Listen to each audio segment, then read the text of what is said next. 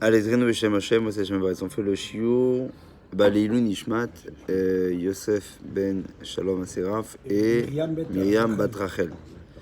Shakol Baruch Hu Yale Nishmatan, Ma'ala, Amen, Ken Yehi Ratzon. Tov, ce que je vais vous dire ici, c'est retenu d'une Gemara dont on a déjà étudié d'ailleurs de nombreuses fois, dans laquelle il est enseigné que, demande le Talmud, d'où sait-on? Est-ce qu'il y a une allusion, en tout cas dans la Torah, à cette grande thématique si connue qui est celle de la résurrection des morts? Et qu'est-ce que dit le Talmud à ce sujet-là? Est-ce que c'est marqué d'abord dans la Torah? Non. Est-ce que ça en est au moins... Est-ce qu'il y a une allusion à Triat Hametim? Dit la Gemara, oui. Où ça? Dans la paracha de cette semaine. Puisqu'on dira Az Yashir Moshe. Ouais. Et Az, c'est-à-dire quoi Az? C'est alors que Yashir, qui peut me traduire? Yashir. Ouais. Non. Il chantera. Az Yashir. D'accord? Quand le Yud, il précède le mot, c'est que forcément on est ici dans une conjugaison future. Donc qu'est-ce que veut dire? C'est alors que chantera. Ok? Dit le Talmud ici, on apprend que Bilshon Atid, c'est que plus tard, Charlo Nehemar el Yashir, c'est-à-dire qu'ils chanteront plus tard lorsqu'ils seront délivrés, c'est-à-dire, on parle à la fin des temps. Tov. En quoi maintenant? Maintenant, ok, c'est une allusion, certes, mais demande maintenant les commentateurs, quelle est, en tout cas, l'analogie qu'il y aurait entre, d'une part, la Shira, qui est ce qu'on appelle le chant de l'ouverture de la mer, avec le chant de la résurrection des morts. Quel rapport? Parce que, admettons que les morts, ok, il y a la résurrection, c'est une chose, mais qui a parlé de chanter? Pourquoi c'est dans le terme de chanter, forcément? Alors écoutez bien ce que dit. C'est un livre dans lequel il est marqué, le livre s'intitule La Torah Vela Moadim, et là-bas il vient justement parler d'un autre mot, pas que du mot Yashir, ok, qui est au futur, mais il dit aussi Az. C'est quoi Az? Les Chachamim ils disent que en fait le Az veut dire comme cela, qu'en fait Moshe a dit devant Dieu, Ribono shel olam, maître du monde, je t'ai appelé et j'ai dit Umeaz bati al paro ve'ata ani mekales lefanecha be'az yashir Moshe. Moshe, si vous voulez, il utilise un terme qui autrefois lui valait un petit peu une sorte de courroux divin, puisque vous savez très bien que lorsque, qu'est-ce qu'il avait dit Moshe à Pharaon, quand il a voulu délivrer les bénis Israël, il a dit « Umeaz bati el paro » et depuis que je suis venu chez Pharaon, c'est une catastrophe. Exactement, c'est encore pire qu'avant. Alors Dieu, au lieu d'aider, c'est quoi? Ne fait rien.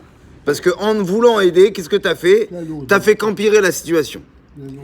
Et ça a été une façon que Moshe a accablé Dieu, où Dieu d'ailleurs lui en tiendra rigueur. Alors pour se rattraper un petit peu de ce langage qui était inconvenant à l'égard de Dieu, qu'est-ce que fait Moshe Rabbeinu? Il rappelle ce terme-là. Il rappelle le mot qui a fait mal, le mot qui a été, dans lequel, où Dieu il a senti comme une sorte de « Ah, comment tu parles comme ça ?» Ou « Mais az bati el paro » et depuis que je suis venu. Alors qu'est-ce qu'il a dit Moshe? Il a dit « Avant, je te critiquais avec ce mot. Maintenant, je viens te louer avec le même mot. » Et qu'est-ce qu'il dit? « Az yashir Moshe » D'accord? Ça, c'est l'allusion qu'il y a dans le mot « Az ». Pareil, écoutez bien ce qui est marqué, que quand Moshe, il est renvoyé de par Pharaon, il est renvoyé devant Pharaon, Paro ikshiach et libo virbit tavodal ben Israël bitgouva bono Moshe vayasho Moshe la Hashem v'amar Hashem lamar et ota lamazé shalatim beaz batiel parole d'Abraham Shimcha era lamazé. Donc ce mot-là, c'était quoi? C'était justement une manière de rejeter un petit peu, et quelque part aussi, le bienfait de Dieu. Qu'est-ce que ça veut dire? Il explique ici que au moment où Moshe se plaint devant Dieu, il n'a pas vu les difficultés de l'assujettissement Tisdarez yoter geoula. Il n'a pas vu que en faisant ça, en fait, qu'est-ce qui s'est passé?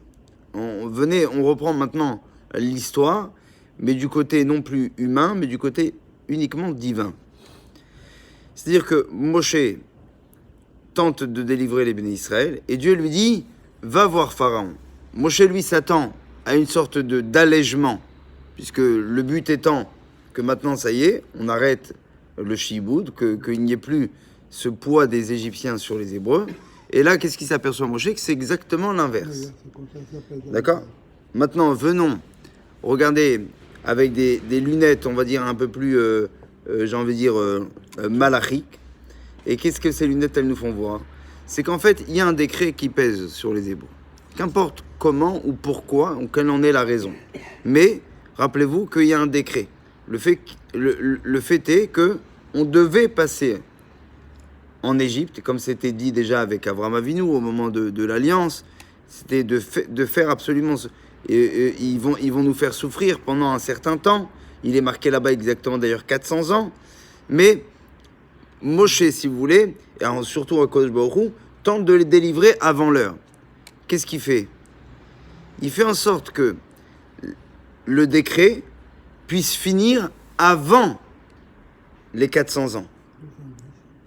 Il y a deux façons de le faire. Ou bien dans le temps, dans la durée, ou bien en rendant, on va dire, la tâche encore plus dense et encore plus dure pour diminuer exactement le nombre de jours ou d'années. Vous voyez ce que je veux dire? Et donc, c'est-à-dire, c'est la capacité d'Akadosh Baruch Hu, ce n'est pas d'effacer tant la xéra, mais de faire en fait, que si la xéra, elle devient dure maintenant, c'est parce que la difficulté qui était prévue pour tant de temps, maintenant, elle va être plus dense afin de les délivrer avant. Exactement. Et donc, c'est ce qui se passe exactement. Et d'ailleurs, on le dit dans la Haggadah. On dit quoi, Akadosh Baruch Hu, il a fait quoi? Il nous a sorti Beyad Chazaka. C'est-à-dire quoi, Beyad Chazaka? Ouais. C'est-à-dire quoi? C'est de quelle force? De quoi on parle ici? En fait, la main forte, c'est qu'en fait, Dieu, il a changé les plans. D'accord? C'est-à-dire qu'il a tiré avec ses mains une chose qui... on fait comme... C'est comme l'enfant. C'est l'enfant qui, en fait, normalement, il aurait pu sortir au bout de 9 mois, naturellement. Mais nous, Dieu, qu'est-ce qu'il a fait? Il a décidé de le faire sortir avant. Beyat Razaka, avec une main forte. D'accord? Parce que sa douleur était déjà trop grande. Que se passe-t-il maintenant? Maintenant, pourquoi il était si pressant et si pressé? À la limite, si vous dites à quelqu'un, voilà, moi je te propose 2 contrats.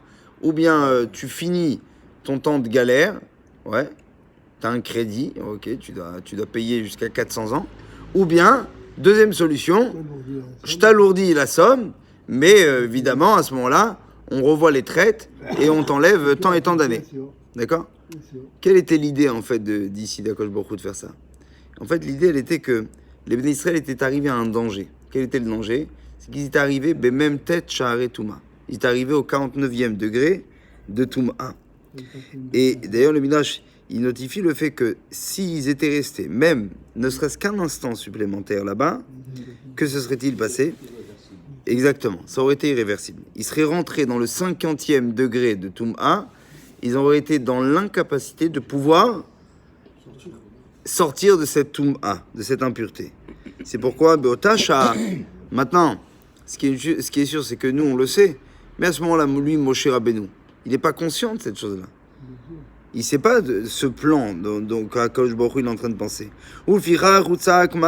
C'est pour ça qu'il crie avec amertume. Pourquoi tu fais du mal à ce peuple-là? Au lieu de les aider, tu as fait qu'empirer la situation.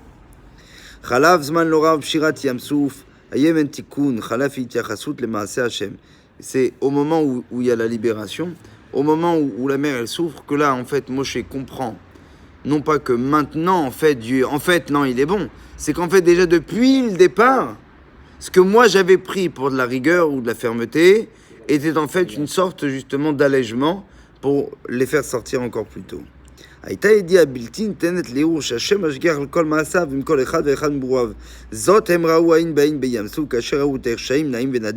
Quand ils ont vu, si vous voulez maintenant, le sort de l'Égypte, okay, se renverser totalement, quand ils ont vu leurs propres oppresseurs eux-mêmes se noyer dans la mer, c'était là où on a compris qu'en fait tout ça était l'histoire d'un puzzle géant qui avait commencé quelques années auparavant avec la venue de Moshe en Égypte.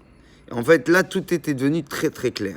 D'accord? Chaque instant avait ça exactement été calculé. Yochelemo kakash, il y a marqué dans la Shira, on dit Yochelemo kakash, c'est-à-dire quoi?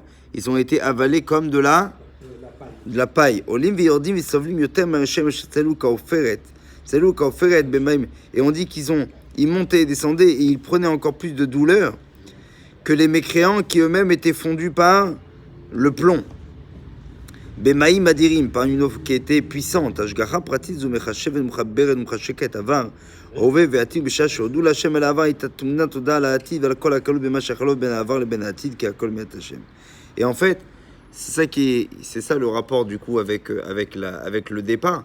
Au départ, rappelez-vous, on a demandé, mais quel rapport y a-t-il entre la Shira et la résurrection des morts? Et il dit en fait, le jour où il y aura la résurrection des morts, qu'est-ce qui va se passer? Non, ça sera en fait la clé à toutes les questions qui sont passées dans ce monde-là. Et de comprendre que finalement, tout ça avec un but. C'était quoi? C'était de pouvoir en arriver à cet instant-là. Et de la même manière que le futur est toujours ce qu'on appelle la façon de pouvoir regarder son passé avec beaucoup plus de distance, de sagesse, de compréhension, et de voir combien Dieu en fait a été minutieux et méticuleux, et qu'en fait, chaque chose ressentie ou pressentie était en fait non pas une douleur, mais en fait il était une bonté de la part de Dieu. Malgré qu'elle était ressentie avec beaucoup de difficultés, c'était une bonté. Ça, c'est comment tu vas pouvoir le savoir? Comment tu vas le savoir? Ça, c'est seulement dans le futur. D'accord? C'est pourquoi les mêmes termes, en fait, si vous voulez, la Shira, c'est une sorte de remerciement sur même les difficultés du départ, qui en fait, on s'aperçoit que n'étaient pas des difficultés, mais étaient une bonté. Pareil, quand les morts ressortiront, alors là, on dira, j'ai compris, d'accord? Et on sera en mesure de pouvoir expliquer les pogroms, de pouvoir expliquer les difficultés, toutes ces communautés parties qui ont été complètement exterminées. Combien ces jeunes qui sont partis trop tôt, ces personnes qui étaient trop bien pour partir, et ainsi de suite, et ainsi de suite. Quelque part, le point d'interrogation d'une vie tout entière sera résolu le jour de la résurrection des morts, et c'est pourquoi on pourra aussi chanter pour pouvoir résoudre le futur, enfin, en tout cas le passé grâce au futur. Chazak Baruch.